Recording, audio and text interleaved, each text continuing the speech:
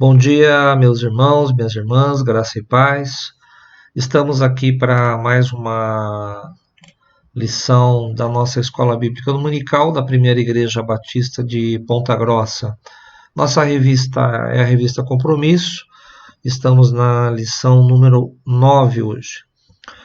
O título do nosso estudo de hoje é o lugar de oração. O texto para estudo está em Mateus capítulo 6, versículo 6, e Mateus capítulo 7, do versículo 7 até o 10. Os objetivos que nós temos para o estudo de hoje é sabermos entender o significado de orar no quarto secreto. Que local é esse? O que é quarto secreto? Vamos estudar sobre isso. Sabemos também compreender que orar é um exercício de dependência, que a nossa oração ela tem que ser totalmente dependente à vontade e à soberania de Deus, à vontade que de Deus tem para a nossa vida. Também buscar a Deus no local secreto de oração, esse é o local secreto, vamos aprender e vamos ver qual local é esse, e também que nós consigamos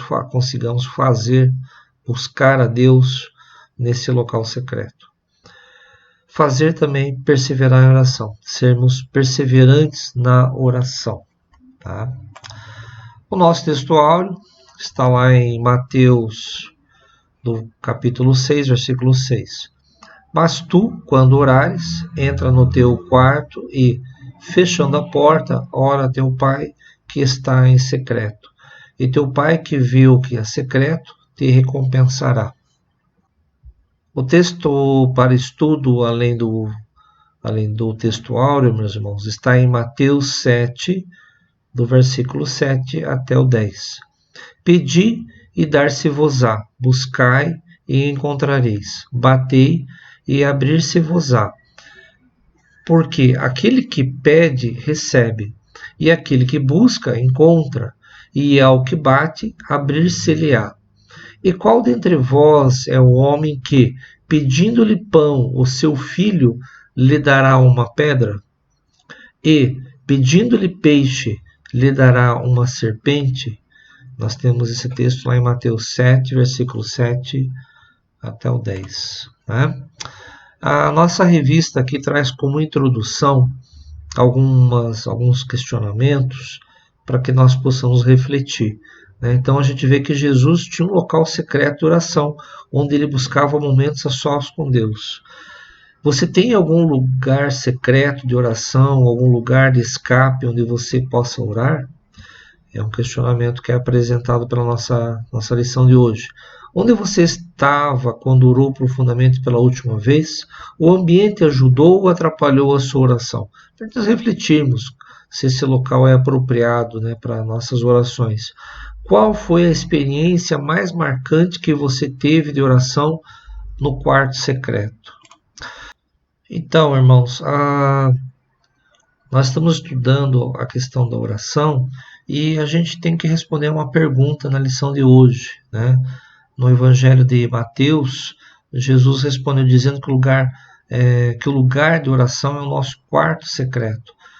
Se nós vemos o grego mais antigo, o termo quarto secreto significava, ou era empregado, como sendo um depósito, uma despensa, onde era um lugar que somente o administrador da casa tinha acesso, somente ele poderia adentrar nesse local. Então, como é que nós podemos entender as palavras de Jesus em relação ao que se diz como local secreto, lugar da oração?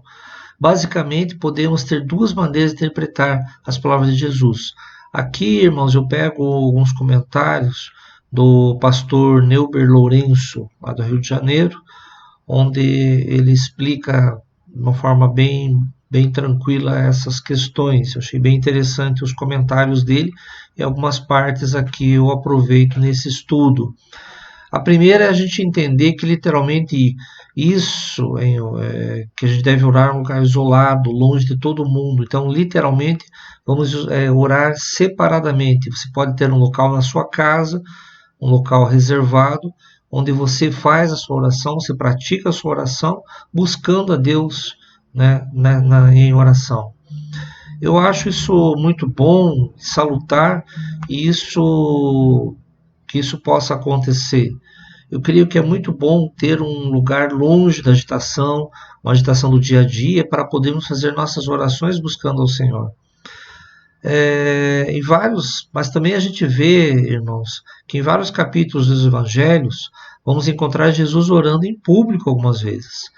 Então, não seria condizente que ele estaria ensinando um fundamento da sua doutrina, mas ao mesmo tempo ele não estaria observando tal ensinamento. Então, ou seja, não é um descritivo absoluto, literal, né, de que você tem que orar somente reservadamente. Você pode orar em qualquer local, no teu trabalho, no ônibus, na escola, viajando, enfim, em algum momento que você esteja na rua, nada impede de você fazer uma oração, né? Mas a segunda maneira de interpretarmos as palavras de Jesus aqui é que é ir ao local secreto, é buscar o lugar mais profundo do nosso ser, né? Eu penso que o melhor sentido das palavras de Jesus seria o seguinte, que nós teríamos que estar dentro do nosso profundo ser. Porque Jesus não está fazendo aqui um contraste entre aquilo que é público e o privado, né? Mas sim aquilo que seria a hipocrisia e até a sinceridade. Nos primeiros versículos do capítulo 6, nós observamos Jesus recriminando os hipócritas que oram em pé pelas esquinas a fim de serem observados e louvados pelas pessoas. Assim, Jesus está ensinando que não tolera os marqueteiros de si mesmos. Ele não entende que isso tem algum tipo de sentido, que oram para aparecer, né? Então são aquelas pessoas que oram em praça pública, em pé pelas esquinas, mostrando que fazem orações eloquentes, né? Agora, se nós esperamos que Deus ouça de fato as nossas orações, vamos precisar orar a partir do local onde só Deus nos enxerga. Esse é o real sentido. Esse é o local que só cabem eu e Deus e mais ninguém. É você e Deus. E que lugar que é esse? Esse lugar que a Bíblia Sagrada chama de coração, é o nosso coração. Só Deus é capaz de enxergar o nosso coração. E é este lugar que devemos orar, que Jesus chamou de quarto secreto. Esse é o nosso lugar onde só cabe Deus e nós. Deus e você, Deus e eu. Deus espera que ser buscado nesse local. É aí que ele espera ser buscado. Uma outra questão, meus irmãos, que é importante comentar, é que grande parte dos nossos problemas em se relacionar com o Senhor é a nossa impaciência. Somos de uma geração que queremos tudo na hora. Hoje temos aí micro-ondas, internet, serviços de lanchonete que entregam no carro, se você quiser, tudo com pressa. Mas não podemos nos relacionar com nenhuma pessoa de forma apressada. Como é que você tem intimidade com uma pessoa de forma apressada? Imagine quando a pessoa na qual queremos nos relacionar é o Senhor. Isso se complica mais ainda. Muitas pessoas oram 5 minutos por dia e já acham que tem algum relacionamento com o Senhor. Conseguem orar olhando para o relógio, loucos para dar os minutos e termo da oração. Mas eu lhe digo que esse relacionamento é superficial, é muito superficial. Então, irmãos, agora uma vez tendo buscado a Deus de todo o coração, desse nosso quarto secreto, que é o nosso coração, que atitude devem estar presentes na nossa dinâmica de oração? Nosso estudo traz aqui 3 dinâmicas. A primeira seria a humildade. Jesus disse: peçam e vocês receberão, procurem e vocês acharão, bata a porta e ela será aberta. Todos aqueles que pedem recebem, aqueles que procuram acham, e a porta será aberta para quem bate. Mateus capítulo 7, do versículo 7 até 8. Orar será sempre um exercício de profunda dependência de Deus. Então aqui nós temos nossos ensinamentos, meus irmãos, uma profunda dependência de Deus. É um exercício da dependência, né? Então, como diz aqui a nossa revista, o versículo 8 é a chave para compreendermos como devemos orar no quarto secreto, devemos orar com humildade, sermos totalmente dependentes de Deus, sem imposição da nossa vontade perante a vontade de Deus. Deus é soberano sobre a nossa vida, sobre a nossa vontade. Ele quer o melhor para nós. Então, temos que ter consciência disso, com humildade e não com exigências a Deus, cobranças a Deus, né? A segunda atitude é que precisamos ter em nosso coração é confiar. Confiança em Deus, a confiança na bondade de Deus.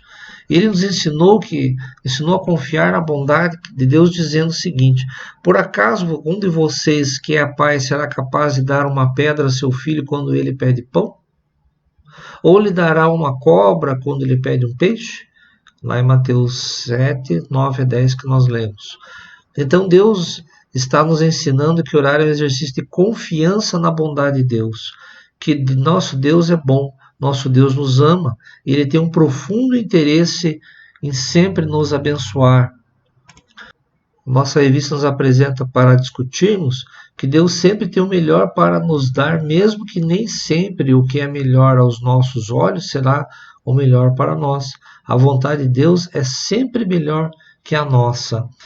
Então, meus irmãos, temos que ter a certeza de que Deus quer o melhor para a gente. Muitas vezes a gente não entende certas coisas, não entende o momento de Deus, né? Mas só que Deus é soberano sobre as coisas, sobre todas as coisas, Ele sabe todas as coisas, e nós temos que ter total confiança da sua bondade, naquilo que Ele está fazendo para a gente, sempre é o melhor e no melhor tempo. Vamos então refletir também sobre essa questão. A terceira questão que é apresentada aqui no nosso estudo é que que deve existir no coração uma perseverança. Orar é um exercício de perseverança. Em Lucas, no capítulo 18, Jesus conta uma história, uma parábola, de um juiz que não temia a Deus, nem se importava com as pessoas.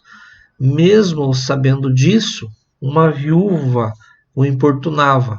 Ela batia na porta do juiz e sempre dizia: julga minha causa, julga minha causa.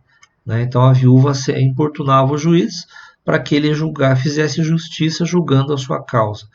E o juiz, por sua vez, mesmo sendo mau, atendeu o pedido da senhora, a fim de não mais ser importunado pelaquela viúva. Nessa parábola, Jesus não está comparando Deus a um juiz iníquo, mas ele está ensinando que se até mesmo um juiz iníquo foi capaz de fazer justiça, o que mais fará o nosso Deus, nosso Pai, que é bom. Então, ou seja, se o juiz que era iníquo julgou a causa da viúva, né, Deus, com certeza pela sua bondade, vai nos atender. Orar é um exercício de determinação.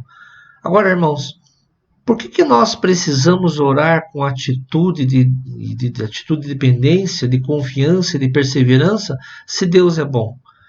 Se Ele nos ama, se Ele nos guarda, se Ele é o guardião da nossa justiça, se nós podemos ficar tranquilos porque Ele não irá se esquecer de nós, então por que tantos cuidados na nossa atitude de oração? Por que perseverar na oração?